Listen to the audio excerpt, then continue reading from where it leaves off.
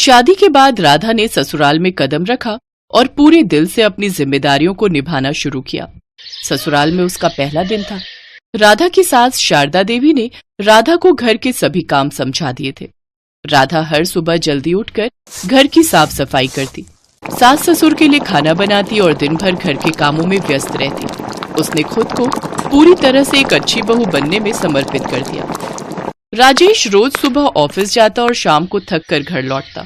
उसे उम्मीद थी कि राधा उसके साथ समय बिताएगी, लेकिन राधा हमेशा काम में ही लगी रहती थी। आ गया राजेश बेटा। राधा बहू, राजेश के लिए भी चाय बना ले।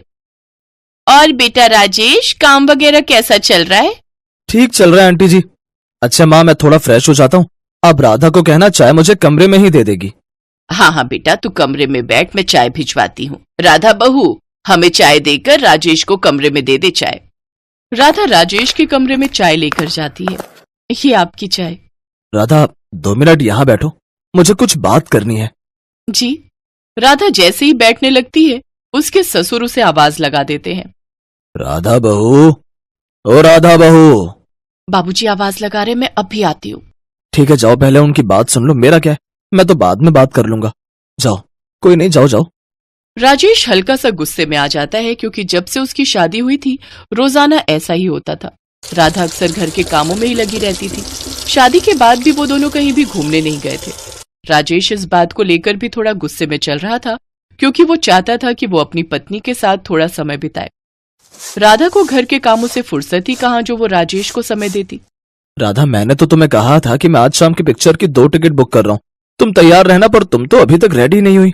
पिक्चर का टाइम हो रहा है, मैं भी जल्दी आ गया। हाँ, मैं तैयार होने वाली थी, पर माँ जी ने कहा कि उनकी कुछ खास सहेलियां घर पर मिलने आ रही हैं।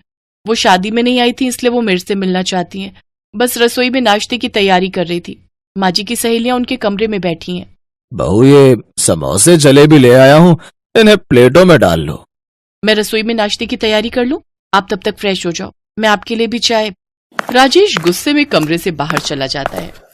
राधा चुपचाप रसोई में आकर चाय नाश्ते की तैयारी करने लगती है। अब राजेश से सहन नहीं हो रहा था। उसे लगता था राधा उस पर बिल्कुल भी ध्यान नहीं दे रही है। वो सिर्फ घर के कामों पर ही ध्यान देती है और उससे उसे कोई मतलब नहीं है। एक शाम राजेश घर लौटा और देखा कि राधा रसोई में व्यस्त थी। राधा राजेश के लिए चाय लेकर गई तो राजेश का गुस्सा निकल ही पड़ा। राधा, तुम्हारे पास मेरे लिए कभी समय नहीं होता, तुम बस घर के कामों में ही लगी रहती हो। क्या मैं तुम्हारे लिए मायने नहीं रखता? मुझे तो ऐसा लगता है कि तुम मुझे प्यार ही नहीं करती हो। शायद इसलिए तो तुम मुझसे दूरी बनाकर रखती हो। राजेश की बातें सुनकर राधा की आंखों में आंसू आ गए। राजेश, ये आप क्या कह रहे हैं? मैं आपको नजरअंदाज नहीं कर रही हूँ, लेकिन घर के काम इतने होते हैं कि मुझे समय ही नहीं मिलता। और अगर मैंने घर पर माँ जी बाबू जी का ध्यान नहीं दिया तो सब मुझे यही कहेंगे कि मैं अच्छी बहू नहीं हूँ। अब आप ही बताओ, मैं अच्छी बीवी बनूं या फिर अच्छी बहू? मैं क्या करूं? मेरे ऊपर घर की जिम्मेदारियां हैं जिन्हें पूरा करना मेरा फर्ज है।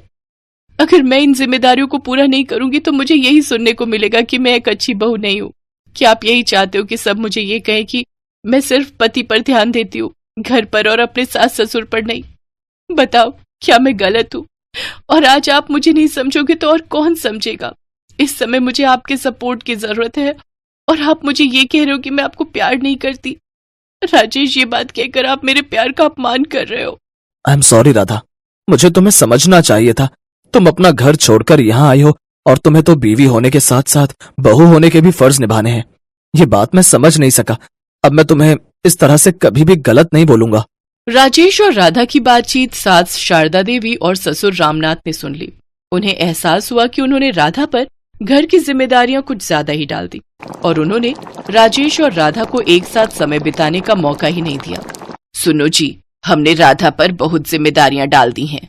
मुझे लगता है पति पत्नी के रिश्ते में प्यार बनाए रखने के लिए राधा को राजेश के साथ भी समय बिताने की जरूरत है। राधा अगर इस घर की बहू है तो राजेश की पत्नी भी है। हमें उन दोनों को समय देना चाहिए। हमें कुछ करना चाहिए ताकि राधा और राजेश एक दूसरे के साथ समय बिता सके। शारदा देवी और रामनाथ ने कुछ सोचा और अगले दिन अपने बेटा बहू को अपने पास बुलाया। राधा बहू, हमें माफ कर दो। हमने तुम्हें घर के कामों में इतना व्यस्त कर दिया कि तुम्हारे पास राजेश के लिए समय ही नहीं बचा। हमें समझ आ गया है कि तुम दोनों को एक साथ समय बिताने की जरूरत है। ये लो राजेश बेटा, ये तुम्हारे पापा और मेरी तरफ से तुम दोनों के लिए एक छोटा सा उपहार। माँ, गोवा की टिकट। हाँ बेटा, तुम दोनों कुछ दिन के लिए बाहर घूमने जाओ और एक दूसरे के साथ समय बिताओ। राजेश बेटा, जाने की तैयारी करो और यहाँ की बिल्कुल चिंता मत करो, यहाँ मैं सब कुछ संभाल लूंगा। राधा और राजेश दोनों बहुत खुश थे। दोनों ने खुशी खुशी हनीमून पर जाने की तैयारी की और वहां जाकर एक दूसरे के साथ समय बिताया।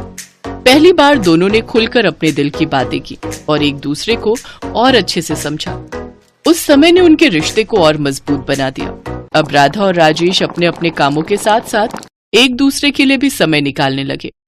राजेश ने ऑफिस से लौटने के बाद राधा के साथ शाम बिताने का समय निश्चित किया और राधा ने भी अपने काम को इस तरह व्यवस्थित किया कि उन्हें एक दूसरे के साथ ज्यादा से ज्यादा समय मिल सके। इस तरह परिवार की समझदारी और समर्थन से राधा और राजेश का रिश्ता और मजबूत हुआ।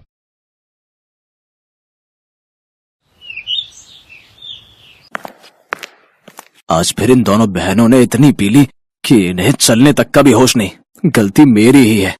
बिन माँ की बच्चियों को प्यार देने की चाह में इतना सर चढ़ा लिया कि इनके सही बुरे पर ध्यान ही नहीं दे पाया, और आज नौबत यहाँ तक आ गई है कि ये दोनों पूरी तरह बिगड़ चुकी हैं। अपनी दोनों जवान बेटियों की हरकतों को देखते हुए धनराज सेठ उनके लिए लड़के तलाशने शुरू कर देता है। फिर कुछ दिनों में उनकी शादी अपने बराबर के घराने में कर देता है, जहां उनकी सास राजरानी हाथों में आरती की थाली लिए उनका स्वागत करती है, जिसे देख सुनैना और मलाइका अपने घूंघट को हटाते हुए कहती हैं, ओफो सासू मॉम, अब ये सब तामझाम बंद भी करो। हम ससुराल आई हैं, कोई सरहद पर जंग लड़ने नहीं आई है जो आप ये सब ड्रामे कर रही हैं। ये कहकर दोनों बहनें बिना कलश गिराए ही अपने कमरे में चली जाती हैं। उनका ऐसा व्यवहार देखकर राजरानी और उसके बेटे निखिल और रोहित हैरान रह जाते हैं। अगले दिन वो दोनों सुबह 10 बजे सोकर उठती हैं। फिर राजरानी उनसे कहती है, अरे ये क्या बहुओं, अभी तक तुम दोनों नहाई नहीं। आज तुम दोनों की पहली रसोई है जिसमें तुम्हें मीठा बनाना है। चलो जल्दी से नहा लो। लेकिन सासू मॉम, हमें तो करछी पकड़नी तक नहीं आती, हमें तो सिर्फ मीठा खाना आता है, बनाना नहीं। और वैसे भी घर में नौकर है ना, तो ये उनका काम है। हमने तो आज तक अपने घर के किचन में भी कदम नहीं रखा।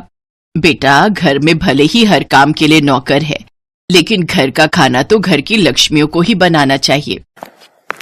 माँ बिल्कुल सही कह रही है, और वैसे भी शादी के बाद अपनी पहली रसोई में मीठा बनाना एक रस्म है जो हर बहू निभाती है। ओफो, मायके में हमारा बाप कम था जो अब यहाँ तुम दोनों भी लेक्चर देने लग गए। Live it. अरे सुनैना, चलो जल्दी से रेडी होकर बाहर पूल में आ जाओ। आज हम दोनों जी भरकर स्विमिंग करेंगे। कुछ देर बाद दोनों बहनें सब घर वालों और नौकरों के सामने स्विमिंग ड्रेस पहनकर आती हैं और पूल में जाकर नहाने लगती हैं। अपनी बहुओं की ऐसी बेशर्मी देख राजरानी का तो सर शर्म से झुक जाता है। ये दोनों की दोनों तो मेरी नाक कटवा कर रहेंगी। हे भगवान, मेरे घर की इज्जत अब तेरे हाथ में है। राजरानी एक धार्मिक महिला थी, साथ ही वो समाज सेविका भी थी। उसका खुद का एक बड़ा एनजीओ था जिससे शहर की बड़ी बड़ी हस्तियां जुड़ी हुई थी। ऐसे ही कुछ दिन बीतते हैं। मलाइका और सुनैना अपने ससुराल के प्रति कोई जिम्मेदारी नहीं समझती थी। वो दोनों तो बस सारा दिन अपने मेकअप, पार्लर, शॉपिंग और पार्टीज में ही बिजी रहती। ये इतने छोटे कपड़े पहनकर तुम रात को कहाँ जा रही हो बहू? सासू मॉम, आज हमारी फ्रेंड की बर्थडे पार्टी है, हम दोनों नाइट क्लब जा रही हैं, आने में देर हो जाएगी। चलो सुनैना। फिर दोनों शॉर्ट ड्रेस पहनकर नाइट क्लब चली जाती हैं, जहां वो खूब सिगरेट शराब पीती हैं। फिर आधी रात को कुछ लड़के उन्हें घर ड्रॉप करते हैं। दोनों लड़खड़ाती हुई अंदर आती हैं, जहां उन्हें देखकर राजरानी उनसे कहती है, ये सब क्या है? आज तो तुम दोनों ने हद ही कर दी। अरे बड़े घर की बहुओं को ये सब शोभा नहीं देता।